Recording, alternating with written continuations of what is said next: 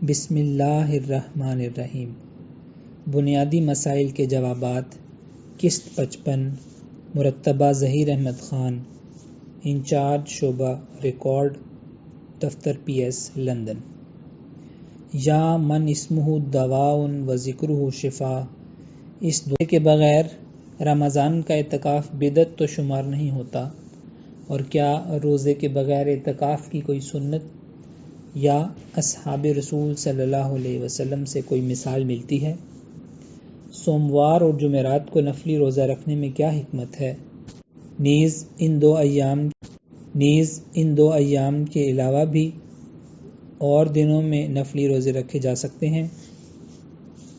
سود لینا اور دینا حرام ہے۔ مغربی دنیا میں جب کوئی اپنا مکان خریدنا چاہتا ہے تو اسے اس پر بھی سود دینا پڑتا ہے، تو کیا ایک مسلمان ان ممالک میں اپنا گھر نہیں خرید سکتا؟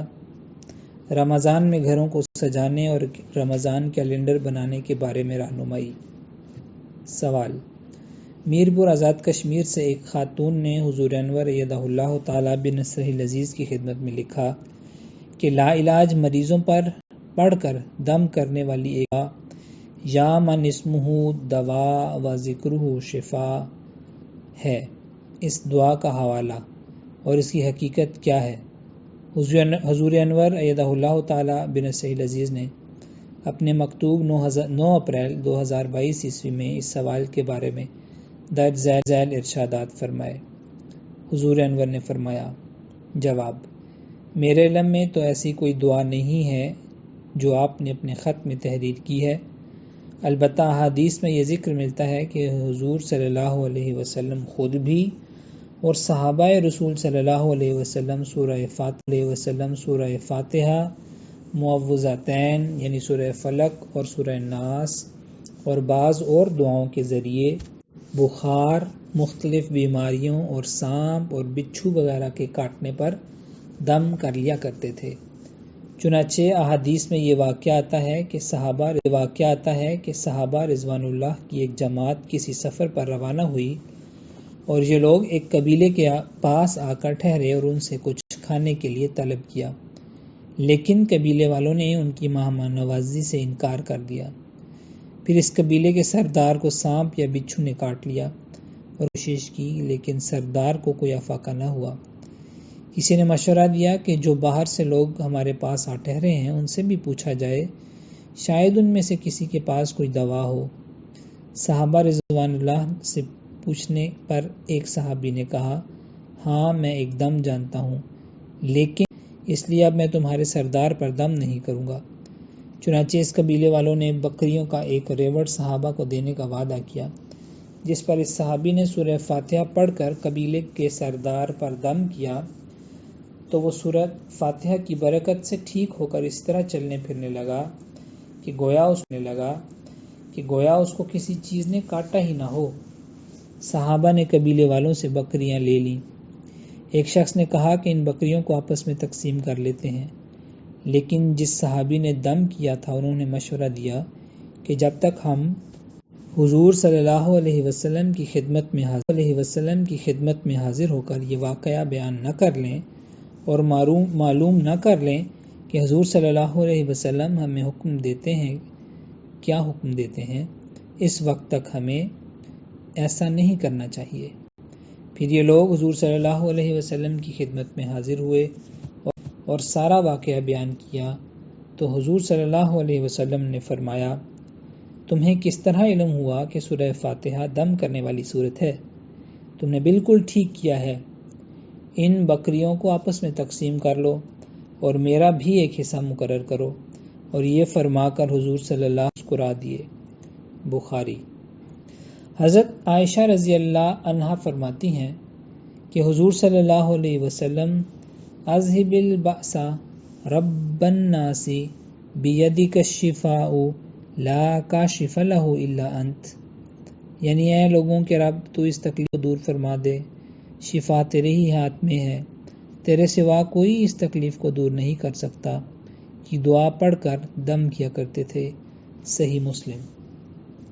اسی طرح احادیث سے یہ بھی پتہ چلتا ہے کہ حضور صلی اللہ علیہ وسلم دم کرتے وقت پھونک بھی مارا کرتے تھے۔ وسلم دم کرتے وقت پھونک بھی مارا کرتے تھے۔ سنن ابن ماجہ۔ یہی طریق ہمیں حضرت مسیح موعود علیہ السلام اور آپ علیہ السلام کے صحابہ کا بھی ملتا ہے۔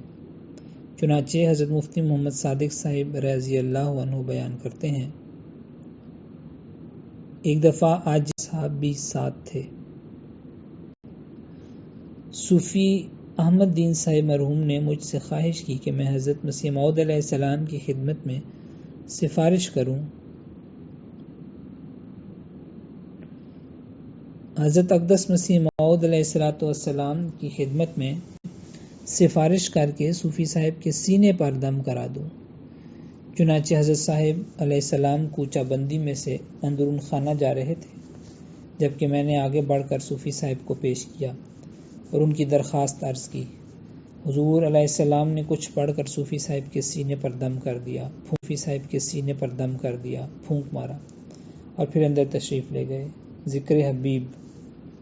اسی طرح حضرت پیر سراج الحق صاحب نعمانی رضی اللہ بیان کرتے ہیں، ایک دفعہ کا ذکر ہے کہ میں سرساوا سے چل کر قادیان شریف حضرت اقدس علیہ السلام کی خدمت میں حاضر ہوا تو حضرت مولانا مرشدنا نور الدین صاحب خلیفۃ المسیح علیہ السلام بھی آئے ہوئے تھے اور صبح کی نماز پڑھ کر بیٹھے تھے اور حضرت اقدس علیہ السلام بھی تشریف رکھتے تھے۔ حضرت خلیفۃ المسیح علیہ السلام نے فرمایا، پیر صاحب بہت سے پیر دیکھے کہ وہ عملیات کرتے ہیں، کوئی عمل آپ کو بھی یاد ہے جس کو دیکھ کر ہمیں بھی یقین آ جائے کہ عمل ہوتا ہے؟ میں نے عرض کیا کہ ہاں یاد ہے۔ فرمایا دکھاؤ، اور میں نے عرض کی کہ ہاں وقت آنے دیجئے، دکھلا دوں گا۔ حضرت اقدس علیہ السلام نے فرمایا کہ ضرور صاحبزادہ صاحب کو یاد ہوگا، ان کے بزرگوں سے عمل چلے آتے ہیں۔ کوئی 2 گھنٹے کے بعد ایک شخص آیا جس کو ذات الجنب یعنی پسلی کا درد شدت سے تھا۔ میں نے عرض کی کہ دیکھیے اس پر عمل کرتا ہوں۔ حضرت خلیفۃ المسیح نے فرمایا ہاں عمل کرو۔ حضرت اقدس علیہ السلام نے بھی فرمایا ہاں عمل کرو۔ میں نے اسی شخص پر دم کیا، اس کو درد سے بالکل خدا تعالیٰ نے آرام کر دیا اور شفا دی۔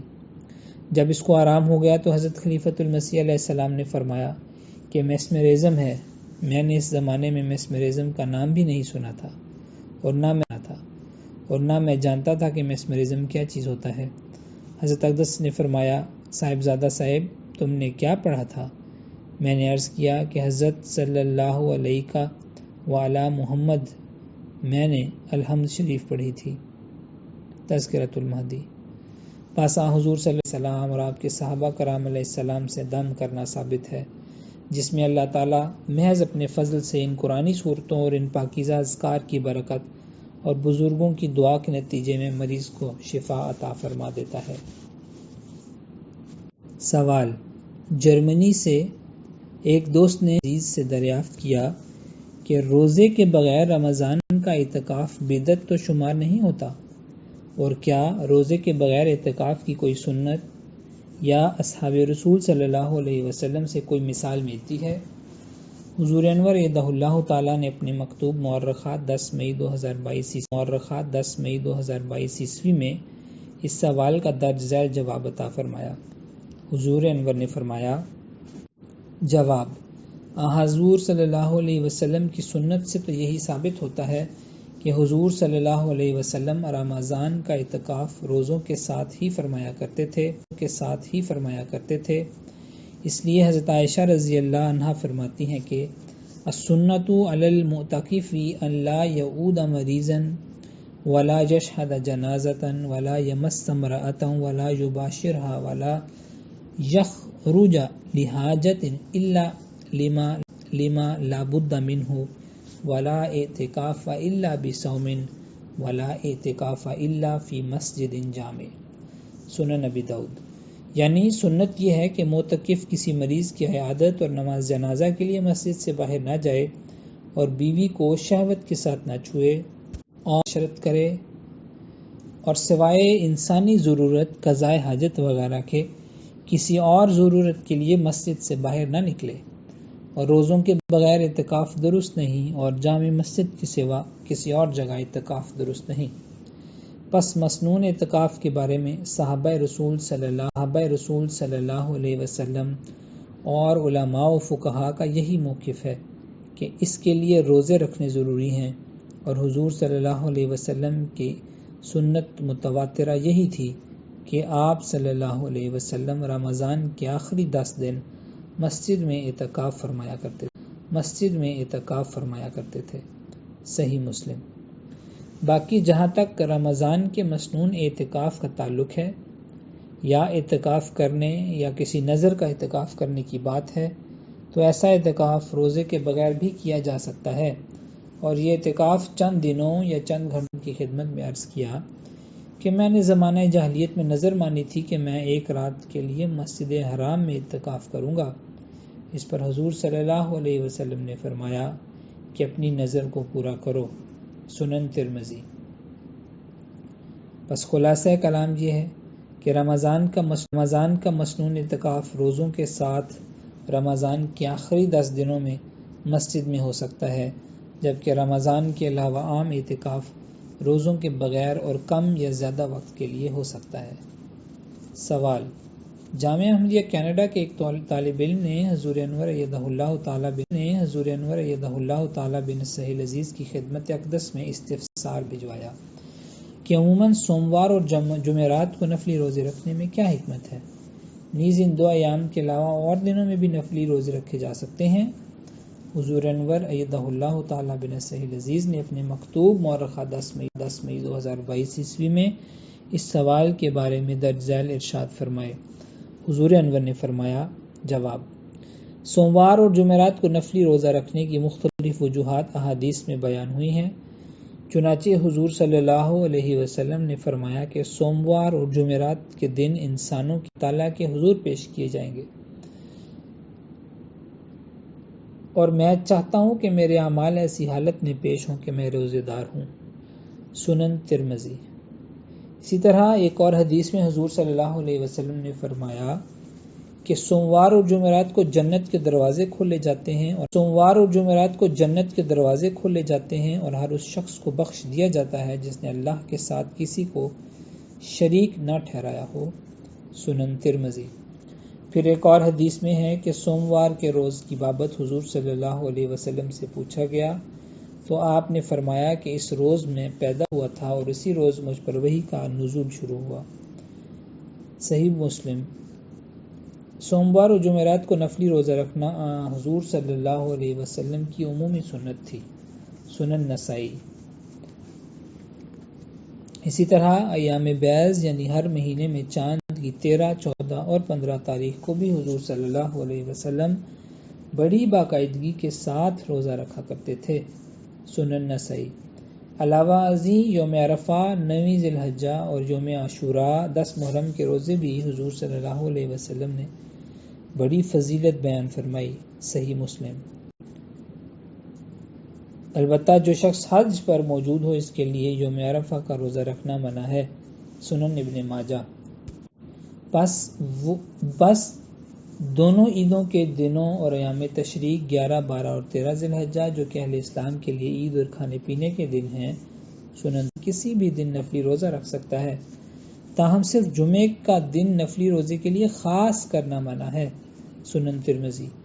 اور جو شخص حج پر ہو، اس نے حج کے ساتھ عمرہ کا بھی فائدہ اٹھایا ہو اور اس میں قربانی کی طاقت نہ ہو تو وہ ایام تشریق کے 3 روزے حج کے ایام میں رکھے گا۔ صحیح بخاری۔ نفلی روزوں کے بارے میں حضور صلی اللہ علیہ وسلم کی ایک تفصیلی ہدایت کا ذکر حدیث میں یوں ملتا ہے۔ حضرت ابو قتادہ انصاری رضی اللہ عنہ روایت کرتے ہیں کہ رسول اللہ صلی اللہ علیہ وسلم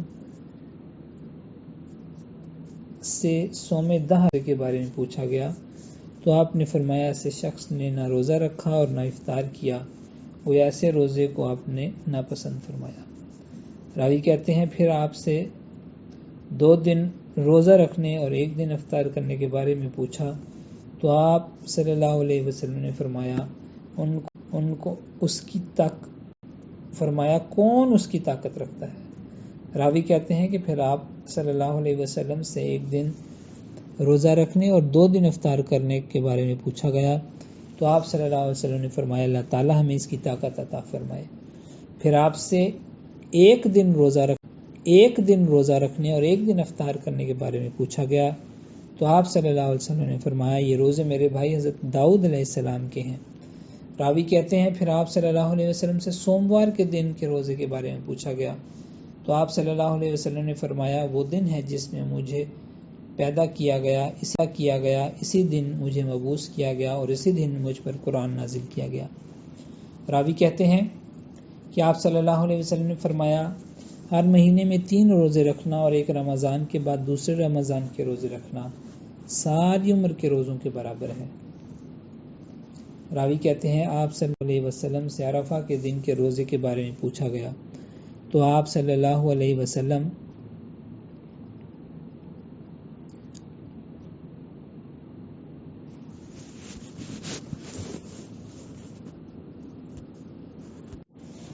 نے فرمایا گزرے ہوئے سال کفارہ بن جاتا ہے۔ راوی کہتے ہیں آپ سے عاشورہ کے دن کے روزے کے بارے میں پوچھا گیا تو آپ صلی اللہ علیہ وسلم نے فرمایا یہ روزہ رکھنا گزرے ہوئے 1 سال کے گناہوں کا کفارہ بن جاتا ہے۔ صحیح مسلم۔ سوال انور ایدہ اللہ تعالیٰ بنص لذیذ سے دریافت کیا کہ سود لینا اور دینا حرام ہے، مغربی ممالک میں جب کوئی اپنا مکان خریدنا چاہتا ہے تو اسے اس پر بھی سود دینا پڑتا ہے، تو کیا ایک مسلمان ان ممالک میں اپنا گھر نہیں خرید سکتا؟ حضور انور ایدہ اللہ تعالیٰ بنص لذیذ نہیں خرید سکتا۔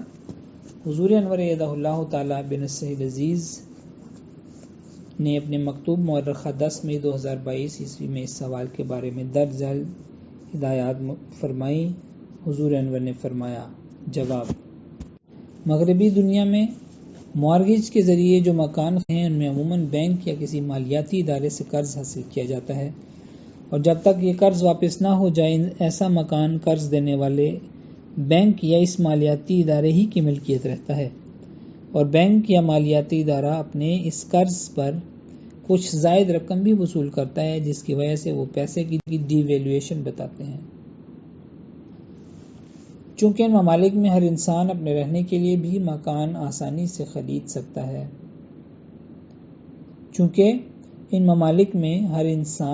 اپنے رہنے کے لیے بھی مکان آسانی سے نہیں خرید سکتا، اس لیے ساری زندگی کرائے کے مکان میں رہنا پڑتا ہے جس میں اسے زندگی بھر ادا کیے گئے کرائے کا اس مکان میں رہنے کے علاوہ اور کوئی فائدہ نہیں ہوتا، کیونکہ کرائے کی اتنی بڑی رقم ادا کرنے کے باوجود یہ مکان کبھی بھی اس کی ملکیت نہیں ہوتا، یا پھر وہ ان مجبوری کے حالات میں مارگیج کی سہولت سے فائدہ اٹھا کر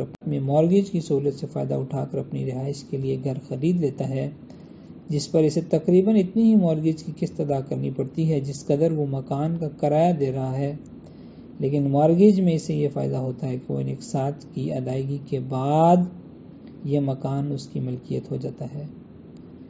مکان خریدنا ایک مجبوری اور اضطراری کی کیفیت ہے جس سے صرف اپنی رہائش کے لیے ایک مکان کی خرید تک فائدہ اٹھایا جا سکتا ہے، لیکن مارگیج کے اس طریقے کار کے ذریعے کاروبار کے طور پر مکان در مکان خریدتے چلے جانا کسی صورت میں بھی درست نہیں، اور جماعت اس امر کی ہرگز حوصلہ افزائی نہیں کرتی بلکہ اسے منع کرتی ہے۔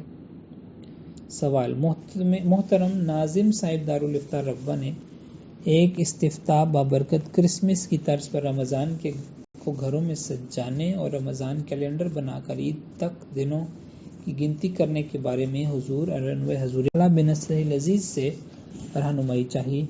حضور انور ایدہ اللہ تعالیٰ بنص لذیذ نے اپنے مکتوب مورخہ 10 مئی 2022 عیسوی میں اس مسئلے کا درج ذیل جواب عطا فرمایا۔ حضور انور نے فرمایا جواب بات یہ ہے کہ اس امر میں بھی ہمیں حضور صلی اللہ علیہ وسلم کے ارشاد انما الاعمال بالنیات کو ہی پیش نظر رکھنا چاہیے۔ اگر تو رمضان میں گھروں کے سجانے اور رمضان کیلنڈر بنانے میں نیت یہ ہو کہ اہل خانہ اور بچوں کو رمضان کی اہمیت کی طرف توجہ دلائی جائے، گھر میں اسم اور گھر والوں اور خاص طور پر بچوں کو رمضان کی عبادات اور دعاؤں کی طرف متوجہ کیا جائے تا سحری اور افطاری کے وقت وہ اس ماحول کو دیکھ کر اور دعا اور عبادات میں مشغول ہو سکیں، اور اس طرح رمضان کے ہر دن کا ایک جوش اور ولولے کے ساتھ وہ استقبال کر کے اس میں نازل ہونے والے برکتوں سے استفادہ کر سکیں، تو اس نیت کے ساتھ ایسا کرنے میں کوئی حرج کی بات نہیں ہے۔ لیکن اگر صرف دکھاوا مطلوب ہو اور یہ سارے پاپڑ صرف یہ ریا اور نمود و نمائش کے لیے بیلے جائیں، اور ایک ایک دن اس سوچ کے ساتھ گزارا جائے کہ چلو اچھا ہوا اتنے دن گزر گئے جن سے جان چھوٹ گئی، باقی دن بھی جلد گزر جائیں گے اور پھر عید منائیں گے، اور عید میں بھی حقیقی خوشیاں تلاش کرنے کی بجائے صرف ظاہری خوشیوں کا خیال رکھا جائے، تو اس نیت کے ساتھ گھروں کو سجانا اور رمضان کیلنڈر بنانا ہرگز جائز نہیں۔ بس خلاصہ کلام یہ کہ اگر اس کام سے اہل خانہ میں کوئی خاص تبدیلی پیدا ہو رہی ہو اور انہیں رمضان کی برکات کی طرف توجہ پیدا ہو کر اس سے استفادہ کرنے کا موقع ملے، تو یہ سجاوٹ اور کیلنڈر بنانا جائز ہے۔ لیکن اگر صرف دکھاوا کرنا اور رمضان کو ایک چٹی سمجھ کر گزارنا مقصود ہو تو یہ سجاوٹ کرنا اور ایسے کیلنڈر بنانا ناجائز ہے اور بدعت شمار ہو۔